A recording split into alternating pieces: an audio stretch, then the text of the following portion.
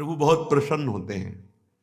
जैसे अपने श्री जी का मंगला करके फिर नाम गायन करते हुए नाचते हैं, जैसे श्रृंगार करने के बाद फिर गायन करते हैं, नृत्य करते हैं।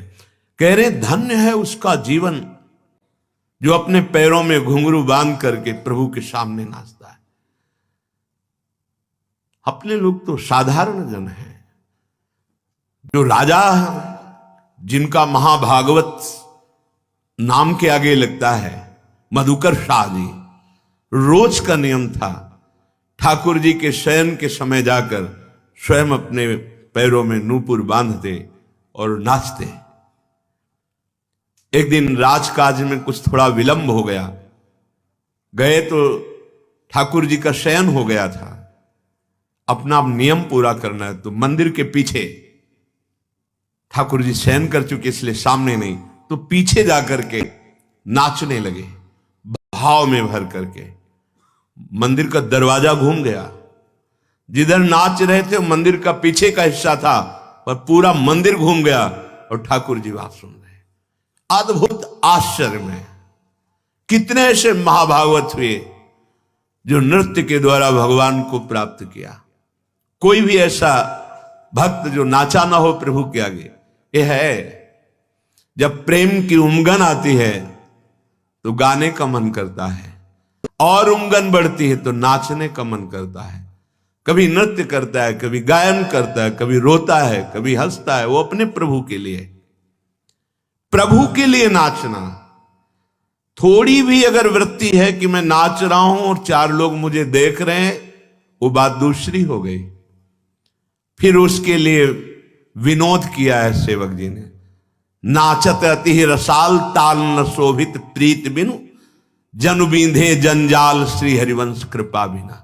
जैसे कोई जाल छुड़ा रहा हो, अंदर प्रभु को रिझाने की बात नहीं, प्रीति नहीं, लोक रिझावे के लिए, लोक रिझावे के लिए तो लाखों नाचते हैं और सबको बंदर की तरह माया नचा रही है।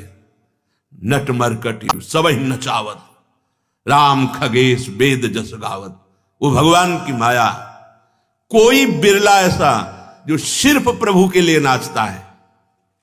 सामने प्रभु हैं, सिर्फ दृष्टि प्रभु पे, बलिहार है, पैरों में नूपुर बंधे हैं और नाच रहा है अपने स्वामी के लिए। सदैव तुकाराम जी भगवत धाम गए, विमान आया शास्त्रों के बीच में। बस बात क्या थी, हाँ प्रभु के सामने नाच रहे हैं, गा रहे हैं, बस उनको इतना ही। बड़े बड़े महाभागवतों के जीवन में देखा गया कि नाम संकीर्तन करते हुए भगवान के सामने नृत्य कर रहे हैं। महाभागवत मीरा जी पूरी पूरी रात नाचती थी अपने गिरधर को रिझाने के लिए। प्रेम सहित पग बांधी घुंघरू सक्यो न अंग नचाए। अपने स्वामी के लिए। हमें लगता है कि चाहे 10 मिनट ही सही अपनी कुटिया में दरवाजा बंद करके पर्दा लगा के श्री जी के सामने नृत्य करना चाहिए। कोई पद ले लो और उसी पद को गा रहे, कोई संगीत की जरूरत नहीं, ताली संगीत है। अपने प्रभु को फिर आप देखना, भाव रोने का मन होगा, गाते गाते रो पड़ोगे। सामने छवि विराजमान है, भाव करो मेरे प्रिया प्रीतम विराजमान है और नृत्य करो। ये भक्ति के 64 अंगों में एक महान अंग है नृत्य करना। संसार के लिए तो सब नाच रहे हैं बिल्कुल लोक लज्जा का त्याग करके, और प्रभु के लिए लोक लज्जा लगती है। संसार का भाव न रखकर प्रभु के लिए नृत्य करे तो एकमात्र नृत्य ही भगवत प्राप्ति करा देगा। श्रीमद् भागवत के प्रारंभ में ही आता है, श्री सुखदेव जी, नारद जी, प्रहलाद जी, सनकादि, ये बड़े बड़े महापुरुष, कोई करताल, कोई वीणा, कोई मृदंग, कोई भाव भंगियां करते हुए कीर्तन करते हैं और नाचते हैं। ये जो लोग नृत्य की निंदा करते हैं ना कि वैष्णोजन भक्तजन नाचते हैं, ऐसा क्या जाने वो ना तो ब्रह्म स्वरूप में स्थित है और ना वो भगवान की भक्ति के रास्ते को जानते हैं, केवल निंदा स्तुति को जानते हैं। वो मात्र माया के ही बसीभूत होकर ऐसा बोलते हैं। नहीं, औरों की तो बात जाने दो, ज्ञानियों के परम गुरु भगवान शंकर तांडव करते हैं जब गोविंद के चरणारविंद उनके ध्यान में आते हैं। तांडव भगवान और स्वयं जगत गुरु भगवान श्री कृष्ण जो गीता गायक थे, अद्भुत नृत्य कला के आचार्य हैं। आज तक कोई ऐसा नृत्य नहीं किया जैसा लालजू ने किया। कालिया के फणों पर ताल के साथ कालिया के फणों पर जो भारी विष का प्रहार कर रहा है, नाच नाच कर उसके अहंकार को नष्ट कर दिया। दैन्य होकर भगवान की शरण में हो गया। ये जो नहीं जानते हैं ना लोग, उपहास करते हैं थोड़े थोड़े वीडियो लेकर हर संतों के, और वो उपहास करते हैं कि देखो ये नाच रहे हैं।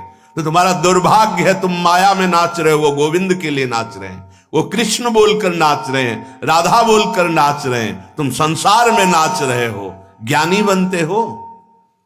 सनकादि से बढ़कर कोई आज तक ज्ञानी हुआ है क्या?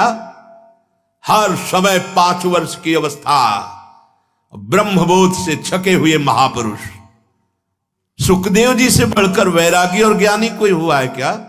गर्भ से ही नाल छेदन नहीं हुआ, महाराज ने मुख नहीं देखा, अपनी मां को लौट के नहीं देखा, ऐसे वीतराग परमहंस शिरोमणि सुखदेव जी नृत्य करते हैं भाव भंगियों के द्वारा।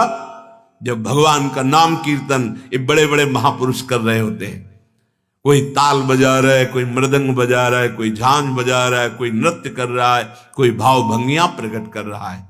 पता नहीं आज कौन सा ज्ञान दिमाग में आ गया है कि भक्तों की निंदा करना, नाम की निंदा करना, भगवान के साकार श्री विग्रह की जो अर्चा अवतार हैं उनकी निंदा करना, और वो ज्ञानी बनते हैं। और ज्ञान का प्रारंभिक स्वरूप होता है ना किसी की स्तुति, ना किसी की निंदा, सर्वम खलमिदम ब्रह्म की सिद्धि प्राप्त करना। पता नहीं कौन सा शास्त्र है उनका, कौन सा मार्ग है उनका। इन महापुरुषों को देखो जो सृष्टि में सर्वोपरि तत्व को जानने वाले, और भगवान के लिए कैसे भगवान के चरणामृत को परम ज्ञानी बोध संपन्न गुरुओं के गुरु भगवान शिव माथे पे धारण किए हैं। आज भगवान की शिव विग्रह की अर्चना वंदना को अविद्या समझते हैं। बहुत सावधान। कभी कभी अच्छे संग की भावना में कुसंग हो जाता है। हम समझते हैं कि हम साधु संग कर रहे हैं, पर वो कुसंग हो जाता है। स्थूल शरीर में संपूर्ण आसक्ति है, और बात करेंगे निराकार की। बात भी साकार से हो रही है। एक टाइम भूखे नहीं रह सकते, इतना शरीराभिमान है। किसी के द्वारा किया हुआ थोड़ा अपमान नहीं सह सकते। बात करते हैं सर्वोपरि परम तत्व की, और उसका खंडन करते हैं जो अन्य रूपों में वही विराजमान है। पता नहीं चलता कौन सा ज्ञान है। गोस्वामी जी ने इसीलिए बहुत शोध के लिखा है, ब्रह्म ज्ञान बिन नारी नर करें न दूसरी बात, और कौड़ी लागी लोभवश करें विप्र गुरुघात। ऐसा ब्रह्म ज्ञान। कोई कह सकता है कि इनको ब्रह्म ज्ञान की अवहेलना करते, नहीं नहीं, जीवन वही रहा है, उसी से आए हैं, ऐसा ना समझो।